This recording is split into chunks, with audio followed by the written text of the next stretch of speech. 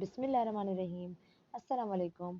आप देख रहे हैं टी एकेडमी और आज का हमारा टॉपिक है पार्ट्स ऑफ फ्रैक्शन या आप इसको काइंड्स ऑफ फ्रैक्शन भी कह सकते हैं।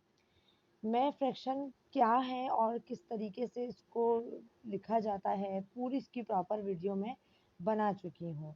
आज हम पढ़ेंगे काइंड्स ऑफ फ्रैक्शन। इसकी 3 काइंड्स होती हैं। एक है प्रॉपर फ्रैक्शन, दूसरी है इम्प्रॉपर फ्रैक्शन और तीसरी है मिक्स फ्रैक्शन। इन तीनों में क्या फ़र्क है मैं ये आपको डिटेल में बताती हूँ। सबसे पहला है प्रॉपर फ्रैक्शन जिसका फॉर्मूला है न्यूमिनेटर अपॉन डिनोमिनेटर।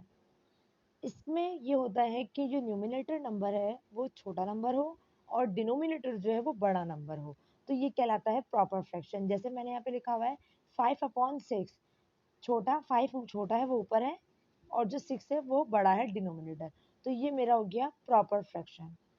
अब दूसरा है इम्प्रॉपर फ्रैक्शन।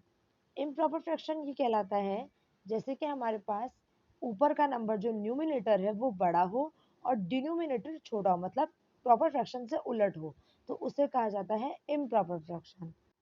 तीसरा है मिक्स फ्रैक्शन जिसके अंदर फॉर्मूले में whole number plus proper fraction हो, या आप इसको कह सकते हैं whole number plus numerator and denominator, दोनों आप 3 आपके पास नंबर मौजूद हो, जिसमें मैं अगर आसान लफ्ज़ों में कहूँ तो एक नंबर साइड में हो और 2 नंबर ऊपर नीचे हो। सबसे सिंपल बात है जो कि बच्चों को समझने में आसानी होती है, तो ये कहलाता है होल नंबर जिसके साइड में एक नंबर हो। ठीक है, ये कहलाता है होल नंबर।